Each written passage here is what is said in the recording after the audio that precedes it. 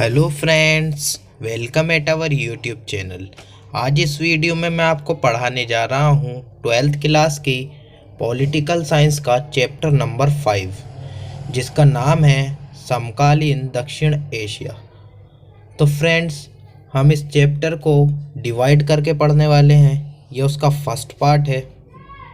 तो चलिए देखते हैं इस वाले पार्ट में हम कौन कौन से टॉपिक कवर करने वाले हैं। ये देखिए, ये 4 टॉपिक हम इसमें कवर करने वाले हैं। फर्स्ट टॉपिक का नाम है दक्षिण एशिया में कितने देश शामिल हैं। सेकंड, दक्षिण एशिया की भौगोलिक विशेषताएं यानी कि अच्छाइयाँ। थर्ड है, दक्षिण एशिया के देशों में राजनीतिक प्रणाली कैसी है। और फोर्थ, दक्षिण एशिया में एक सर्वे कराया गया कौन सा शासन अच्छा है।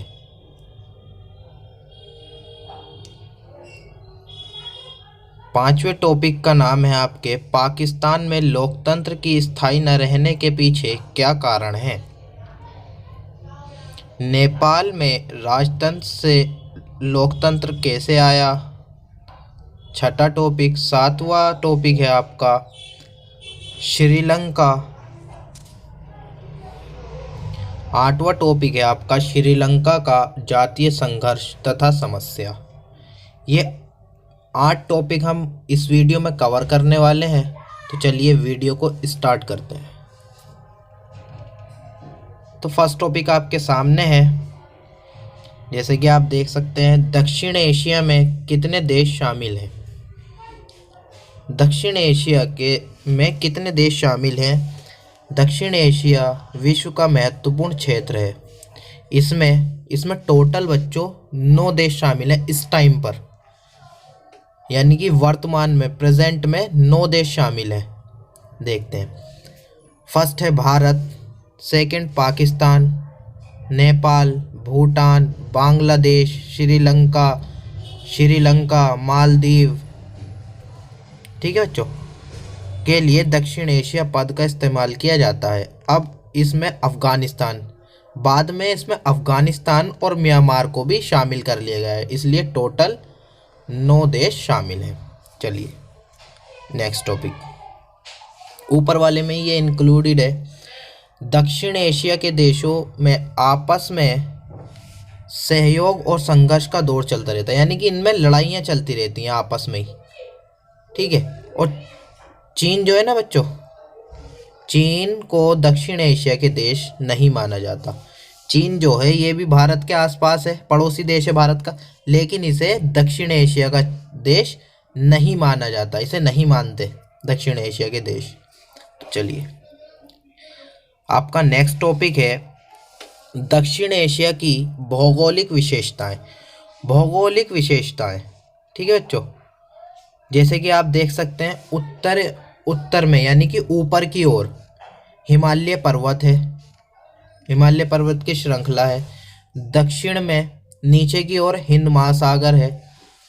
पश्चिम में अरब सागर है और पूरब में मौजूद है आपकी बंगाल की खाड़ी। दक्षिण एशिया को भौगोलिक विशेषता प्रदान करते हैं। ठीक है बच्चों, ये था।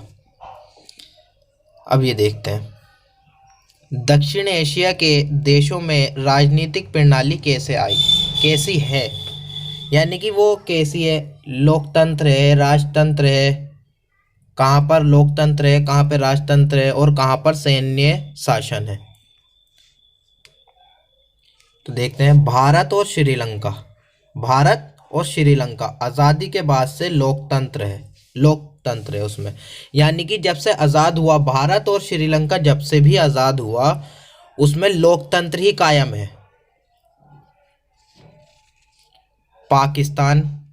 पाकिस्तान और बांग्लादेश में कभी तो लोकतंत्र हो जाता है और कभी कभी सैन्य शासन भी रहा है, यानी कि कभी लोकतंत्र भी हो जाता है और कभी सैन्य शासन, लेकिन सैन्य शासन का दबाव यहाँ पर ज़्यादा है।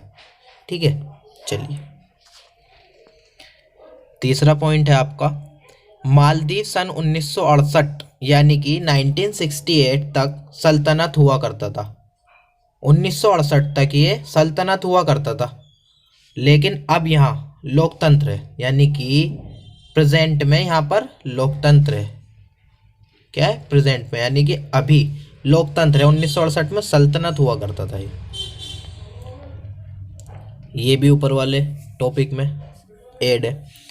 नेपाल में 2006 तक संवैधानिक राजतंत्र था, यानी कि वहां पर राजतंत्र था 2006 तक, और बाद में लोकतंत्र की बहाली हुई, यानी कि लोकतंत्र आ गया अब। ठीक है। और भूटान में, नेपाल के पास ही है, भूटान में अभी भी राजतंत्र है। तो चलिए नेक्स्ट टॉपिक देखिए। दक्षिण एशिया में एक सर्वे कराया गया। दक्षिण एशिया के देशों में एक सर्वे कराया गया। पूछा गया कि कौन सा शासन अच्छा है, यानी कि एक चुनाव कराया गया और पूछा गया कि कौन सा शासन अच्छा है। दक्षिण एशिया के लोग लोकतंत्र को अच्छा मानते हैं। दक्षिण एशिया के लोग जो है ना, ज़्यादातर देश किसे अच्छा मानते हैं? लोकतंत्र को अच्छा मानते हैं। और प्रतिनिधि मूलक लोकतंत्र की संस्थाओं का समर्थन करते हैं, उनको सपोर्ट भी करते हैं लोकतंत्र को। ये दक्षिण एशिया के लोकतंत्र के अनुभवों से लोकतंत्र के बारे में प्रचलित है। मतलब एक बात प्रचलित है लोकतंत्र के बारे में, वो क्या था? भ्रम टूट गया। एक बात प्रचलित थी, उनकी गलतफहमी दूर हो गई उससे, यानी कि भ्रम टूट गया। लोकतंत्र सिर्फ विश्व के धनी देशों में फल फूल सकता था। इनका कहने का मतलब है, इनकी ऐसी सोच थी कि लोकतंत्र जो है वो सिर्फ धनी देशों में, यानी कि आर्थिक स्थिति जिन देशों की अच्छी है वहीं पर ही फूल फल सकता है, यानी कि वहीं चल सकता है, गरीब देशों में नहीं चलेगा। ये इनकी गलत फहमी थी। चलिए नेक्स्ट टॉपिक है आपका, पाकिस्तान में लोकतंत्र के स्थायी न रहने का, यानी कि जमे ना रहने का क्या कारण है? कभी तो सैन्य शासन हो जाता है वहाँ, कभी लोकतंत्र हो जाता है। तो इसका क्या कारण है कि लोकतंत्र स्थायी नहीं रहता? जमा हुआ न रहने के पीछे क्या कारण है, देखते हैं। फर्स्ट पॉइंट है आपका, यहाँ सेना और धर्मगुरुओं और भूस्वामी अभिजनों का दबदबा। यहाँ सेना का और धर्मगुरुओं और भूस्वामी यानी कि जमींदारों का बहुत ज़्यादा दबदबा है, इस कारण। सेकंड कारण है इसका, दूसरा कारण, पाक यानी कि पाकिस्तान की भारत के साथ तनातनी रहती है, कभी भी बनती नहीं है पाकिस्तान की भारत के साथ। एक दूसरा कारण ये है। तीसरा है राजनीतिक बल भ्रष्ट है, यानी कि वहाँ का राजनीतिक बल जो है, राजनेता जो है वहाँ के भ्रष्ट है, राजनीतिक बल जो है वहाँ का भ्रष्ट है, करप्ट है। चौथा कारण है, कोई अंतर्राष्ट्रीय समर्थन भी नहीं है, पाकिस्तान को कोई अंतर्राष्ट्रीय समर्थन नहीं है, यानी कि बाहर के देश कोई उसे सपोर्ट नहीं करता। बार बार सैन्य शासन द्वारा लोकतंत्र को कुचला जाना, बार बार सैन्य शासन जो है ना लोकतंत्र को कुचल देता है वहाँ पर, यानी कि ज़्यादा दबाव सैन्य शासन का है, इसलिए। चलिए ये नेक्स्ट टॉपिक आ गया आपका नेपाल। नेपाल में राजतंत्र से लोकतंत्र कैसे आया? पहले तो नेपाल में राजतंत्र था, वहाँ पे राजतंत्र से लोकतंत्र कैसे आया? तो चलिए देखते हैं। पहला पॉइंट, नेपाल में लंबे समय तक राजा और लोकतंत्र समर्थकों में जद्दोजहद चलती रही। राजा और समर्थकों यानी कि लोकतंत्र के सपोर्टर जो थे उनमें और राजा में जद्दोजहद यानी कि बहस चलती रही लंबे समय तक। अब वहाँ की राजनीति में माओवादी बहुत प्रभावी हो गए। एक ग्रुप था माओवादी का, वहाँ पर उन्होंने अपना प्रभाव जमा लिया। नेपाल में राजा की सेना लोकतंत्र के सब समर्थकों यानी कि उनके सपोर्टरों को और माओवादी के बीच लंब त्रिकोणीय यानी कि इस तरीके से,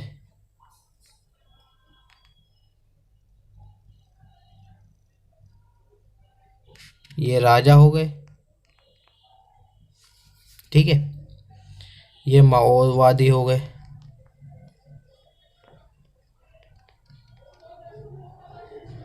और ये आपके लोकतंत्र हो गया। ठीक है, इधर वाला। इस तरीके से त्रिकोणीय संघर्ष का परिणाम ये रहा कि नेपाल के द्वारा वर्तमान में अपनाए गए, यानी कि प्रेजेंट में अपनाए गए। अब कौन से प्रधानमंत्री, वहाँ पर एक नए प्रधानमंत्री को वो करा गया, गद्दी पर बिठा दिया गया नेपाल में। ये भी इसके साथ है। संविधान के तहत खड़ग प्रसाद शर्मा नामक एक व्यक्ति हैं। ओली अक्टूबर 2015 में नेपाल के नए प्रधानमंत्री हैं। कौन है? प्रसाद शर्मा ओली। तो चलिए देखते हैं। नेपाल में राजतंत्र से लोकतंत्र, ये भी इसके साथ ही ऐड है ऊपर वाले के साथ। 1990 में बच्चों आया कैसे था? लोकतंत्र राजतंत्र से लोकतंत्र का सफ़र कैसे हुआ? अब देखिए 1990 में 1990 में के दशक का मतलब होता है 10 साल, यानी कि जैसे कि 1980 से 1990 ये होता है दशक का मतलब। अब समझिए 1990 के दशक में नेपाल में माओवादी ने अपना प्रभाव जमा लिया। मैंने ऊपर बताया आपको, राजा की सेना और माओवादी के बीच हिंसक झड़प हुई। राजा की सेना के साथ इनकी बहुत ज़्यादा लड़ाई हुई, हिंसक झड़प हुई। 2002 में, सन 2002 में राजा ने संसद भंग कर दी, यानी कि लोकतंत्र के जो सपोर्ट थे उन्होंने संसद थी उसको भंग कर दिया, यानी कि ख़त्म कर दिया। लेकिन 2006 में बहुत बड़ा आंदोलन हुआ। किसने करा? लोकतंत्र के सपोर्टरों ने और माओवादियों ने, दोनों ने मिलकर करा आंदोलन। उसके बाद राजा ने उनकी बात मान ली और संसद को बहाल कर दिया, यानी कि उसको दोबारा से शुरू कर दिया, संसद को दोबारा से शुरू कर दिया, यानी कि लोकतंत्र आ गया। जब उस टाइम पर नेपाल में लोकतंत्र आ चुका था 2006 के आंदोलन के बाद। तो चलिए नेक्स्ट टॉपिक देखते हैं। अब नेक्स्ट टॉपिक है आपका श्रीलंका। अब बच्चों श्रीलंका को 1948 में स्वतंत्रता प्राप्त हुई, यानी कि 1948 में वो आज़ाद हुआ। श्रीलंका एक सफल लोकतंत्र और सामाजिक आर्थिक क्षेत्र अपनी अच्छी स्थिति के बावजूद सिंगली और तमिल समुदाय के जातीय संघर्ष का शिकार रहा है। यहाँ पर कहने का मतलब है वहाँ पर लोकतंत्र भी है, सामाजिक भी है, यानी कि सरकार भी है, आर्थिक क्षेत्रों में भी अच्छा है वो, लेकिन इनके बावजूद सिंगली, वहाँ पर एक मुद्दा है सिंगली का मतलब है यानी कि वहाँ के लोग, वहाँ के मूल निवासी जो हैं, कहाँ के? श्रीलंका के, और तमिल समुदाय जो भारत के गए हुए तमिल लोग हैं, समुदाय जातीय संघर्ष का शिकार रहा है, यानी कि इस चीज़ से वो परेशान है। अब देखिए सिंगली श्रीलंका के मूल निवासी, मैंने ऊपर बता दिया आपको, ये मूल निवासी हैं वहाँ के। सिंगली जो हैं मूल निवासी थे, तथा तमिल जो भारत से जाकर श्रीलंका में जा बसे। ये भारत से जाकर श्रीलंका में बस गए और वहाँ पर अपना हक मांगते हैं ये कि भाई हमें भी एक हिस्सा दो श्रीलंका का। लेकिन सिंगली कहते हैं इनसे, जो वहाँ के मूल निवासी हैं, हम क्यों दें? तुम तो कहीं और से आए हुए बस गए यहाँ पर, हम ऐसे नहीं देंगे। इस बात पर इनकी लड़ाई होती रहती है। तो बच्चों ये आपका लास्ट टॉपिक आ चुका है, इसका नाम है श्रीलंका का जातीय संघर्ष तथा समस्या। तो इसका फर्स्ट पॉइंट है आपका, ये संघर्ष मुख्य रूप से तमिलों द्वारा श्रीलंका में अलग राष्ट्र की मांग एवं संस्थानों पर अधिकार के लिए था। इसका मतलब है जो तमिल थे, यानी कि जो भारत से गए हुए लोग थे श्रीलंका में, वो एक अलग राष्ट्र की मांग कर रहे थे वहाँ पर। कहाँ पर? श्रीलंका में, और अपने संसाधनों का अधिकार मांग रहे थे। लेकिन क्या हुआ? सेकंड पॉइंट देखो, वही दूसरी ओर सिंगली समुदाय द्वारा लगातार उनके इस मांग का विरोध किया जाता रहा। यानी कि सिंगली जो वहाँ के मूल निवासी थे, कहाँ के? श्रीलंका के, वो उनकी मांग का विरोध कर रहे थे, कह रहे थे हम कुछ भी नहीं देंगे तुम्हें। अब इसका लास्ट पॉइंट देखिए, उसके अंदर ही है तीसरा पॉइंट। मई 2009 में श्रीलंकाई सेना द्वारा जो था लिट्टे प्रमुख प्रभाकरण के मारे जाने के पश्चात श्रीलंका में वर्षों से चले आ रहे गृह युद्ध को समाप्त हुई। यानी कि लिट्टे एक संस्था थी, इसके कारण ये जो तमिल और सिंगली के बीच में जो विवाद चल रहा था ये लिट्टे द्वारा फिनिश हो गया। अब बच्चों पेपर में लिट्टे की फुल फॉर्म भी पूछ लेता है, वो आपको मैं बताऊंगा नेक्स्ट पार्ट में, यानी कि इस चैप्टर के सेकंड पार्ट में। तो चलिए आज के लिए इतना ही। Best of luck. वंदे मातरम।